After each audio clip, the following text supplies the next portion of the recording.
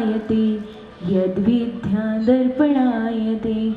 जय बोलो देवादिदेव खजानत श्री आदिनाथ भगवान की। जय बोलो वर्तमान शासन नायक वर्तमान महावीर भगवान की।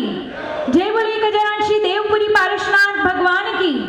जय बोलो परम पूज्य मुनिकुंज राजा श्री आदि सागर जी महाराज की। जय बोलो तीर्थ भक्त शिरोमणि आचार्य श्री महावीर कीर्ति महाराज की। जय बोलो वात्सल्य रत्नाकर आचार्य श्री विमल सागर जी महाराज की। जय बोलो तपस्वी सम्राट युक्षेश तपो मार्तंड आचार्य भगवान सन्मति सागर जी गुरुदेव की। जय बोलो परम पूज्य चतुर्थ पट्टाधीश विक्षण ज्ञान उपयोगी अभिनव कुंद कुंद मोदी शक्ति वर्तमान के वर्तमान उपसर्ग विजेता चर्या चक्रवर्ती आचार्य भगवान सुनील सागर जी गुरुदेव की। जय हो। नमोस्तु भगवान, नमोस्तु भगवान, नमोस्तु।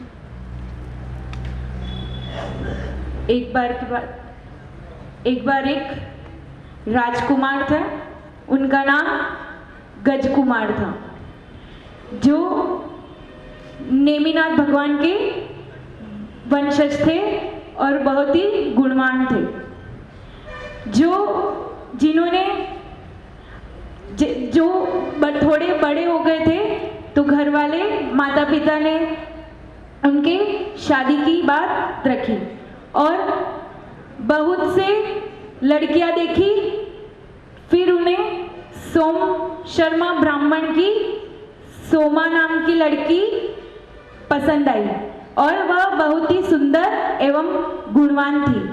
तो माता पिता ने गजकुमार का ब्याह सोमा नाम की लड़की से कर दिया और विवाह सानंद संपन्न हुआ। फिर जब गजकुमार ने बहुत सारे स्त्री पुरुष झुंड बनाकर कहीं जा रहे थे तो गजकुमार ने पूछा कि ये सब स्त्री पुरुष झुंड बनाकर कहाँ जा रहे हैं।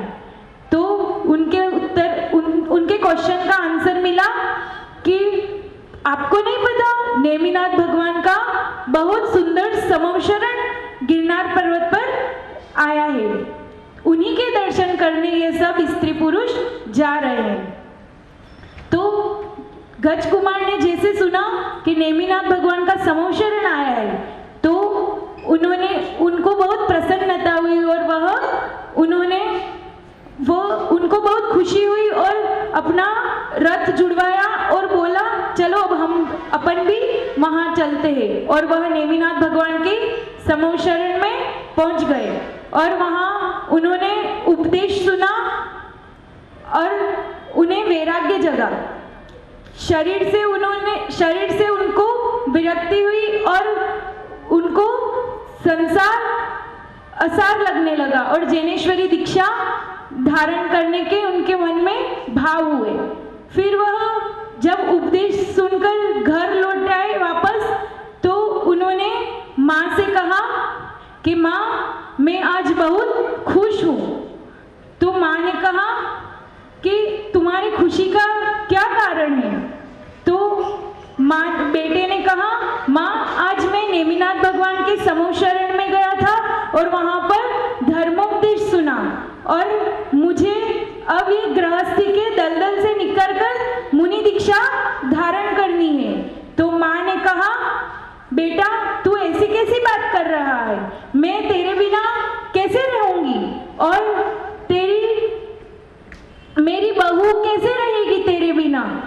फिर बेटे ने कहा कि नहीं मुझे तो दीक्षा लेनी ही है, इस संसार में कुछ नहीं है। तो माँ ने समझाया, परिवार वालों ने समझाया कि नहीं तुम दीक्षा नहीं लोगे, पर वो नहीं माने। और माँ ने कहा तुम्हारे ससुर का क्रोध तो तुमने देखा ही है कैसा है, फिर भी वो नहीं माने और घर वालों को जैसे तैसे मनाकर उन्होंने दीक्षा धारण करी।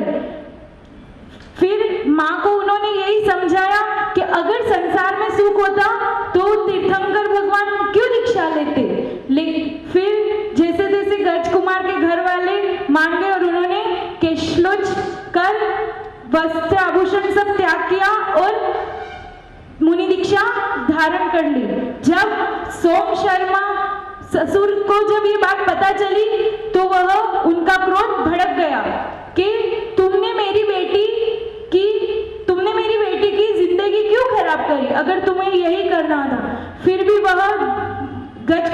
मुनिराज तो ध्यान में थे, तो वो तो अपने ध्यान से नहीं हटे। वह और फिर उनके ससुर का और क्रोध बढ़ता गया, तो भी उनको कोई फर्क नहीं पड़ा और उन्होंने वहीं शमशान के पे अंगारे थे वो उनके सर पर जला दिए। और फिर इतना भयंकर उपसर्ग हुआ, फिर भी वह गजकुमार मुनिराज अपने ध्यान में ही लीन रहे, वह अपने ध्यान से नहीं हटे। इसी प्रकार उन पर वह उपसर्ग उन्होंने समता पूर्वक सहन किया और उन्हें भेद विज्ञान जगह था वो अपने को उस शरीर से भिन्न जो समझ चुके थे। फिर भला शरीर की वेदना क्या होगी। वैसे ही आचार्य भगवान पर 2017 में जब पीपलखुट से प्रतापगढ़ की ओर विहार कर रहे थे, तब भयंकर मधुमक्खियों का उपसर्ग हुआ था आचार्य भगवान को और एवं पूरे संघ पर हुआ था। और आचार्य भगवान को 100-150 से भी ज्यादा मधुमक्खियों ने काटा था। फिर भी आचार्य भगवान ने समतापूर्वक उस उपसर्ग को सहन किया और बिना औषधि के, कोई मलम नहीं, कोई औषधि नहीं, उस उपसर्ग को दूर किया। और दूसरे दिन इतनी वेदना होने के बाद भी आचार्य भगवान एवं पूरे संघ ने 15 किलोमीटर का सुबह विहार कर आगे एक जगह पर आहटचर्या करी, क्योंकि 2 दिन में प्रतापगढ़ पहुंचना था, वहां पे जैनेश्वरी दीक्षा होने वाली थी। और इसी प्रकार गुरु के आशीर्वाद से सब कुछ ठीक हो जाता है। बहुत सारे माताजियों को भी किसी का हाथ फ्रैक्चर हो गया था, किसी को और मधुमक्खियां बहुत काट, फिर भी गुरु के आशीर्वाद से सब कुछ ठीक हो जाता है। वैसे ही एक शुल्लक जी है, सत्व सागर जी महाराज, जिनकी दीक्षा के टाइम केशलोच हो रहा था और वह बेहोश हो गए।